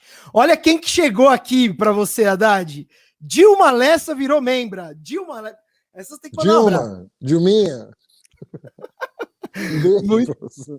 Muito bem, muito bem. Ó. Pessoal, falta só 250 pra gente bater a meta de superchats e 5 membros pra gente dobrar a nossa meta. Já que a Dilma, a gente tá dobrando a meta, viu, Haddad? A nossa meta é 5, hoje a gente tá querendo 10. Mas, Haddad, eu quero trazer um tema aqui que é muito, muito importante e tem sido muito falado. Eu gostaria muito que você fizesse uma análise disso. Já pode misturar um pouco com o tema de frente ampla, que é a chapa Lula-Alckmin. Né? O que é exatamente essa chapa? O que a gente pode esperar? Será que isso vai acontecer ou não vai? Se a gente pode confiar, porque o Lula, ele já não é um jovem, ele já é um senhor, né? Será que pode existir algum movimento do Alckmin sendo visto de acontecer? Bom, sei lá, não quero... Tá bom, eu vou dizer para você o que aconteceu. Manda ver. Real, né? O Márcio França ia ser vice do Lula, não é? Pelo menos é o que estava programado, né? Que ele pudesse ser vice vice do Alckmin. Desculpa, errei tudo aqui. O Márcio França estava mais ou menos pactuado que ele seria o vice do Alckmin aqui para o governo do estado de São Paulo. Era isso que estava programado. Aí ele procurou o João Paulo Rodrigues, você deve saber quem é, liderança do MST. Uhum. Ixi, o Haddad caiu. Haddad caiu, mas ele já volta, pessoal. Já volta, é normal. Ó, pra gente bater... Ô, Sarinha, pra gente bater a nossa meta de live com o Haddad, faltam R$250 e 5 membros pra gente dobrar a meta. O Haddad vai mandar beijo e abraço pra quem virar membro hoje. Então aproveita, eu já vou até adicionar, o Haddad já voltou aqui. Aproveita que o Haddad está aqui e você vai poder guardar esse vídeo para o resto da sua vida, o Haddad te mandando um beijo e um abraço. E o Haddad, o pessoal tá respondendo, o pessoal tá vindo. Acho que faltam 4 membros, né, Sara, para dobrar a meta, eu acho. Ó, para o choroso... para o choroso do Fabrício e boa tarde para o Haddad. Valeu, Lucinda. Um beijo. A gente tem que chorar. Quem não chora não mama, né, Haddad? Vai lá, mas vai lá. Pode seguir aí. Mas Fabrício, então, completando. Aí o Márcio procurou o João Paulo Rodrigues, né, do MST. Estava o advogado também do Prerrogativas, Marco Aurélio Carvalho, que você deve saber quem é também. Sim, Mac. Então, o Marco Aurélio Carvalho e o João Paulo Rodrigues me fizeram chegar a informação de que o Márcio França tinha dado essa ideia. E o Márcio estava querendo falar comigo, um mês depois, mais ou menos. Estava querendo falar comigo. E aí eu vi que era sobre isso, né? Que ele estava querendo fazer chegar ao Lula a ideia de que a chapa que ele acha que ajudaria o Brasil no momento difícil que o país está vivendo era uma chapa de unidade nacional pela democracia, pelos direitos sociais, pela Constituição de 88 e tudo mais. E aí começou a haver, por parte de dirigentes do PT e do PSB, conversas nesse sentido, né? E eu achei bonito, independentemente da chapa sair ou não, eu acho muito legal o fato de que houve uma troca de gentilezas no sentido... Lembra que eu te falei? Eu estou falando isso desde 2018. Nós não podemos correr o risco de acontecer em 2022 o que aconteceu em 2018. Não podemos. Ou seja, se a gente tiver no segundo turno de 2022, se tiver segundo turno, com Lula e Bolsonaro, com Lula com Moro, se a gente tiver, né, condições de ter o apoio daqueles que lutaram pela redemocratização do Brasil, daqueles que lutaram pela Constituinte, daqueles que lutaram pelos direitos sociais inscritos na Constituição. Se a gente puder ter o apoio desse pessoal no segundo turno de 2022, nós temos que preparar esse apoio agora. Não adianta pedir no domingo do primeiro turno. Você tem que estar pavimentando essa possibilidade agora. Então, para mim, essa troca de gentilezas, quando o Lula estava na Espanha ou na França e falou do Alckmin, e o Alckmin retribuiu a gentileza, isso é uma coisa importante de civilidade. Então, nós não podemos prescindir de apoios do segundo turno que tem que ser construídos agora, para não acontecer o pior, que é eleger alguém como ou pior que o Bolsonaro. Entendeu? Então é isso que a gente precisa saber. A gente precisa construir isso. Eu acho bom, eu achei bom o Lula visitar o Fernando Henrique. Achei isso que eu ia te bom, falar, o que você achou? Boa. Achei bom ele visitar o Tasso Gereissati. Achei bom ele ir para Brasília 2 vezes e conversar com todas as lideranças do Congresso. Bom, ele vai ser o presidente da República, ele precisa ter muita noção do que ele vai enfrentar, de como está o governo, de como está Brasília, de como estão os humores, entende? Então é disso que se trata agora. Agora, vice, vamos combinar, né, Fabrício? Quem escolhe é o titular, não tem, entende? É uma escolha muito pessoal. Se eu tive cuidado na escolha dos meus vices ao longo da vida, você imagina para presidente da República quão é importante você se sentir bem com o seu companheiro de chapa, entendeu? Mas é uma coisa muito, muito pessoal. Agora, se você tivesse que definir um perfil, porque eu acho difícil, se eu te pedir um nome, quem que você, por mais que seja pessoal, você acabou de dizer, mas se a gente tivesse que aqui imaginar, pensar, quais são os 3 nomes que podem ser interessantes para serem vices do Lula? Se você não quiser dizer nome, que tipo de perfil? Eu sou muito próximo do Lula, entendeu? Eu nem posso falar nome, porque eu sou muito próximo dele. Tudo que eu falo, como eu convivo com ele, né? As pessoas são. Entendeu? Eu convivo com ele. Sim. O Lula jantou aqui ontem. Aí, de repente, eu falo um negócio no DCM ao vivo. Não dá, entende? Eu tenho um nível de consideração por ele que me obriga a cumprir certos protocolos, porque para gozar da confiança de um presidente da República, você tem que saber exatamente, né,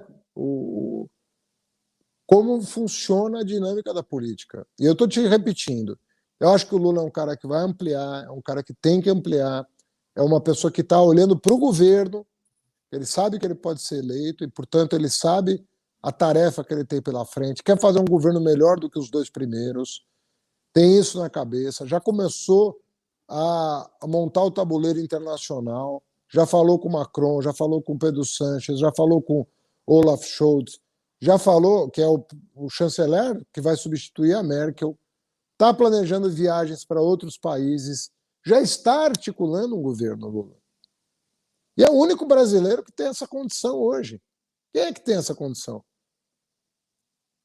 Quem é que sabe?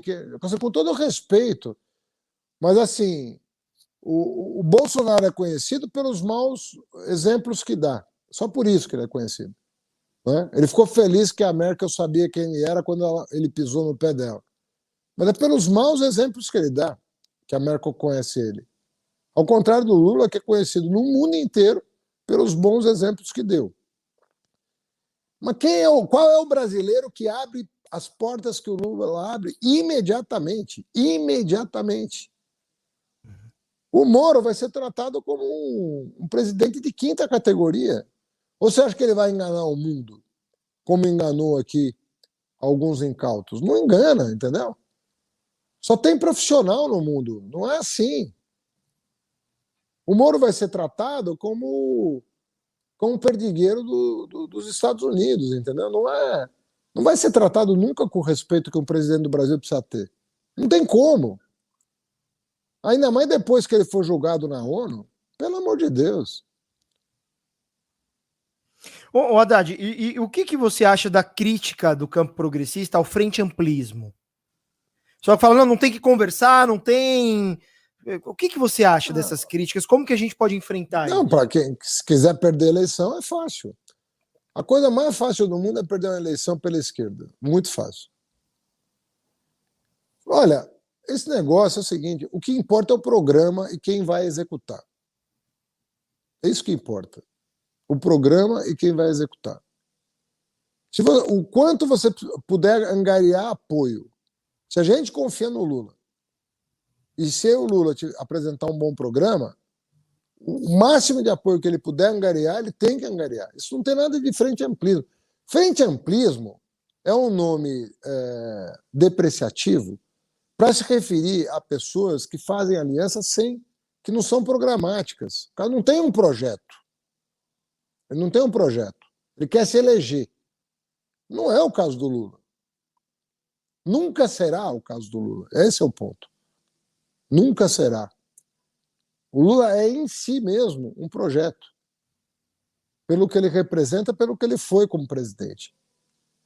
Então não existe frente amplismo com o Lula. Tem um frente amplismo contra o Lula. Não.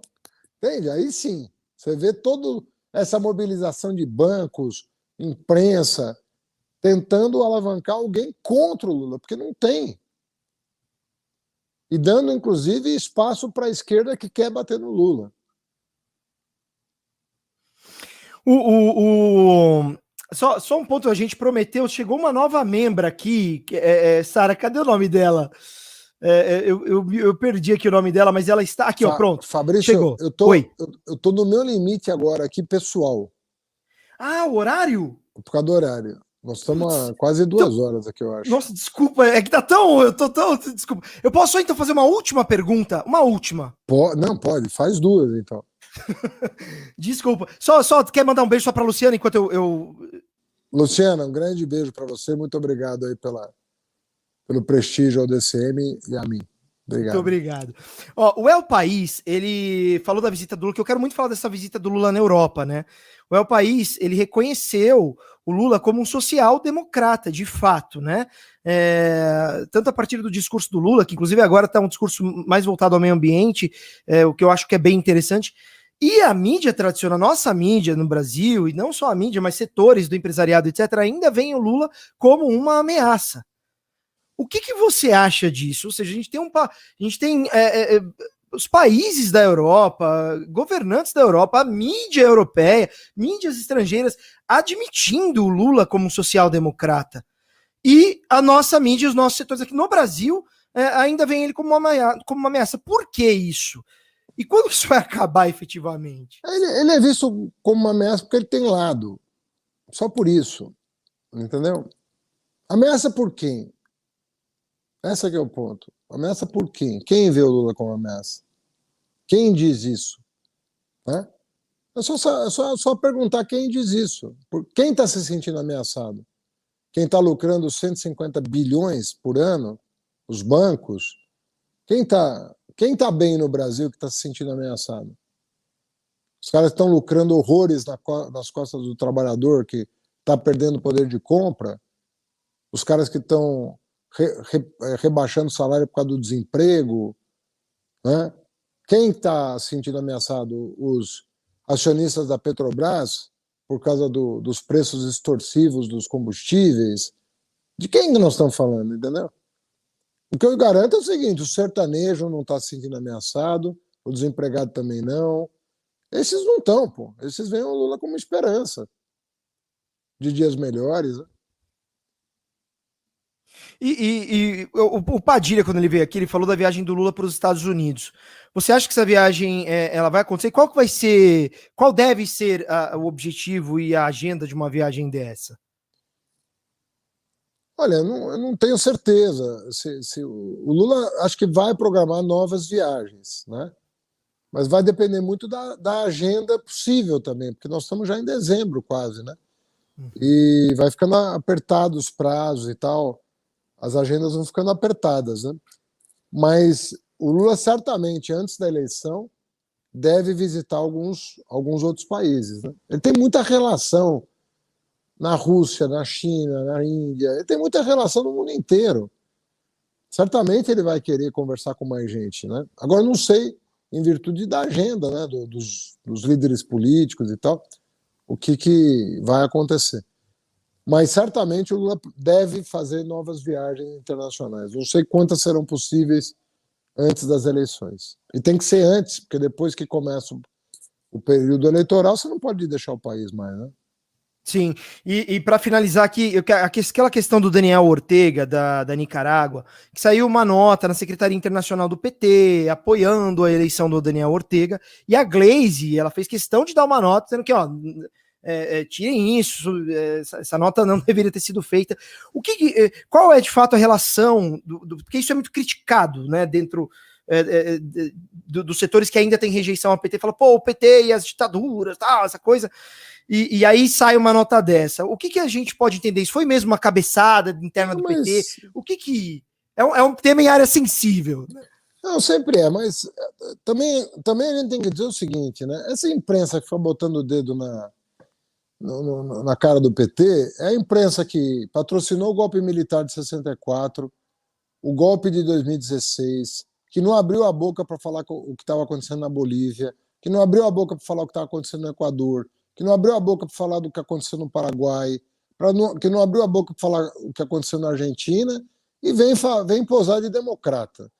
A gente sabe que eles não são democratas, nunca foram, e todos os períodos de arbítrio no Brasil, eles estavam do lado do arbítrio, não estavam do lado do povo. Todas as ocasiões em que o Brasil foi vítima do arbítrio, essa imprensa que cobra o Lula estava do lado do arbítrio. Então é meio ridículo eles querendo ensinar a democracia para o Lula, que nasceu no movimento operário, no bojo do processo de redemocratização. Então, dito isso, eu acho que a gente tem que ser mais preciso, né? E tomar muito cuidado com edições. Eles editam fala, o que também prova que eles não são democratas, né? Eles editam a fala. Mas a gente tem que tomar cuidado ainda assim, não só com a possibilidade de edição, mas de não confundir duas coisas importantes, que são dois princípios. O princípio de autodeterminação dos povos e o princípio da democracia como valor universal. Entendeu? A gente tem que saber defender as duas coisas de maneira muito precisa, para não pairar dúvidas de que a gente não aceita ingerência internacional nos países latino-americanos, de jeito nenhum, né? Nem contra nem a favor, nós não queremos ingerência internacional nos países latino-americanos. E temos um compromisso inarredável com os princípios democráticos. É isso, entendeu?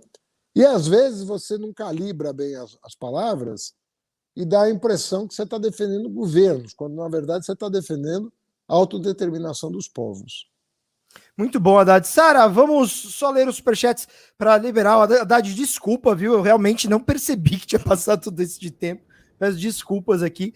Vai lá, Sarinha, é contigo.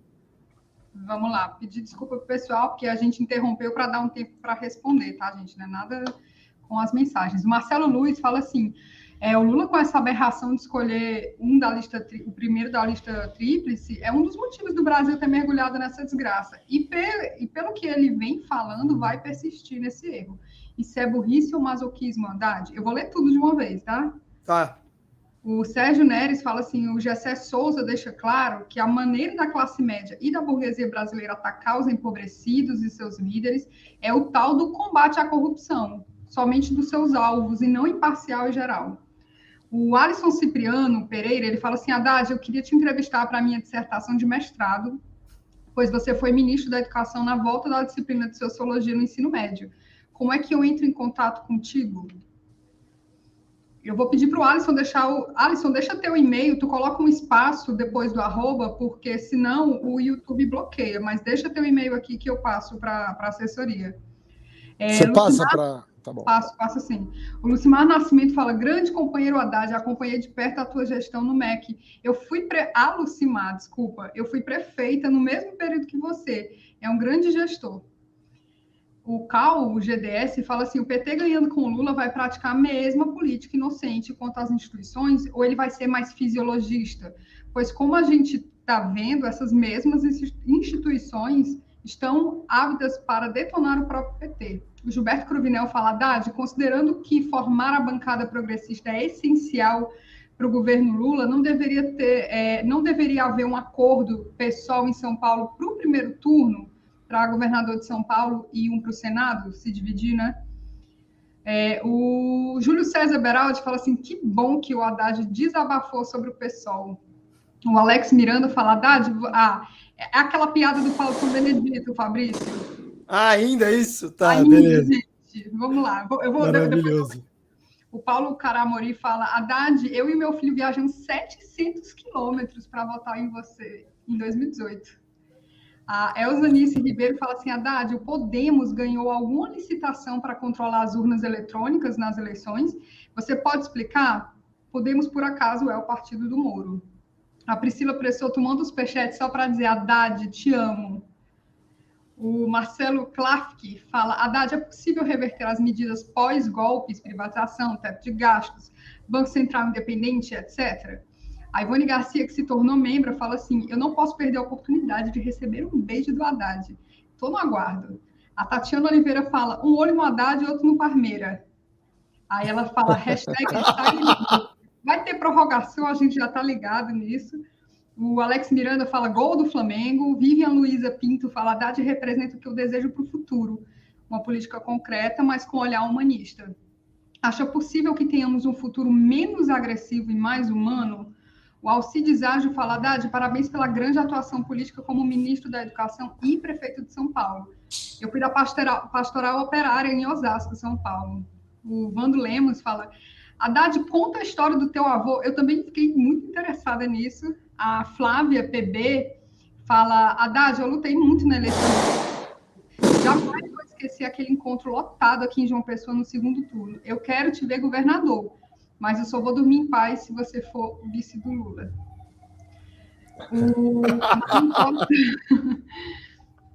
Gente, eu vou procurar ser rápido aqui nas respostas, porque eu tô em cima da hora aqui de um compromisso. Era para ser uma entrevista de 1 hora, nós estamos com 2, né? Sim, sim. E eu vou ter que me ausentar agora. Mas queria dizer o seguinte, olha, primeiro assim, não tem esse lance de desabafo com o PSOL, nada a ver. A gente está conversando, a gente vai conversar, nós vamos fazer uma bonita campanha, qualquer que seja a decisão dos partidos, não tem problema nenhum. Eu conto esses episódios porque às vezes, outro dia saiu um artigo na Folha de São Paulo, né, de um companheiro da esquerda me atacando, entendeu? Não tem nada a ver isso aí, isso é uma bobagem. Eu sei lidar com oposição de partidos de esquerda, quando eles... E às vezes eu falo coisas que eu vivi, mas para mostrar que existe boa vontade que existe boa vontade para a gente construir, né? Eu não conto esses episódios com amargura. Só quero dizer o seguinte, às vezes a construção da unidade é mais difícil, nem sempre é fácil, entendeu? Construir unidade. Mas a gente pode construir unidade de segundo turno sempre. Se for possível no primeiro, melhor. Mas no segundo turno, por que não? Entendeu? Eu acho que a gente vai viver um processo de amadurecimento na esquerda brasileira para não pôr a perder esse tipo de oportunidade, e nós estamos precisando disso agora, né? Em relação às instituições, nós temos que encontrar um jeito de fortalecer as instituições, porque o pega para capar não ajuda ninguém, menos ainda a esquerda. Eu entendo quando as pessoas se revoltam com o que aconteceu com o Lula, porque é revoltante, não é uma coisa aceitável o presidente que mais fortaleceu o Ministério Público ser alvo dessa maneira, porque ninguém proibiu ninguém de investigar, de nada disso. Começar a inventar delação, começar a inventar história para tirar o cara da eleição, isso é uma coisa de louco, pô. Isso é insuportável o que aconteceu, entendeu? Mas nós vamos ter que fazer uma conversa ampla e franca, porque você não pode também condenar uma instituição porque uma força-tarefa de meia dúzia de caras resolveram barbarizar, entendeu? Vamos jogar fora? Não dá para fazer isso. Mas nós vamos ter que encontrar o caminho, né, de de estabilizar a instituição na boa tradição democrática, entendeu? E para isso é abrir, é transparência.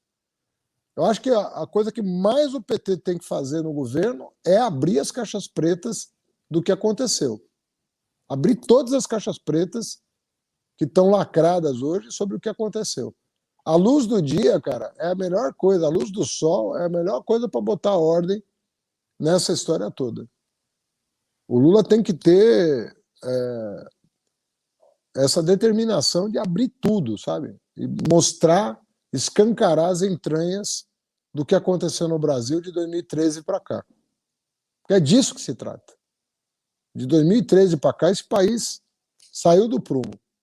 E deve ter muito interesse por trás do que aconteceu. Muitos interesses. Fabrício, valeu, Haddad. Vou ficar devendo algumas respostas, mas vai bater 2 horas aqui de papo. Não, tranquilo. Eu nem sei quanto está o jogo. Pô. Quanto é que está o jogo? Está 1-1, tá 1-1. Continua 1 agora. E eu acho que a gente bom. vai ter que mudar a torcida, Fabrício, para o próximo convidado. Ô, Sarinha, só uma coisa, ó. Ali, Haddad, ela me mandou um superchat pedindo um abraço, então só manda um abraço. Ela chama Quem? Li. Li, um grande abraço para você e muito agradecido aí pela tua generosidade. Boa, e o Jaque Torres virou membro, então só como a gente combinou, né? Mandar um abraço, um beijo pro Jaque Torres, né? Jaque Torres. Acho que é mulher, né? Jaque Torres. Um beijo para você também, Jaque. Haddad, obrigado. Desculpa passar tanto tempo aqui, mas foi muito bom ter você, cara. É tão bom ouvir e dá para perceber que você realmente está muito dentro do negócio. Você traz informações e para nós aqui, que estamos mais do lado de fora e fazendo análises, buscando análises, é aquilo que acalenta um pouco a gente, sabe? Nos dá esperança de vir aqui todo dia no DCM e comunicar e acreditar que a gente pode virar esse jogo. E é o que você falou, são 3 turnos, né? Ou melhor, são 3 fases. Antes da eleição... Brasil, são 3 turnos, né? Eles transformaram esse país em 3 turnos. Você ganha e não leva. É fogo. Haddad, muito obrigado. Valeu. A gente se vê em breve, hein, pô? Te adorei conversar com você e te conhecer aqui pela primeira vez, te entrevistar. Um abração, Sara. Um abração, Fabrício. Até mais. Valeu, Haddad. Até mais. Muito bem.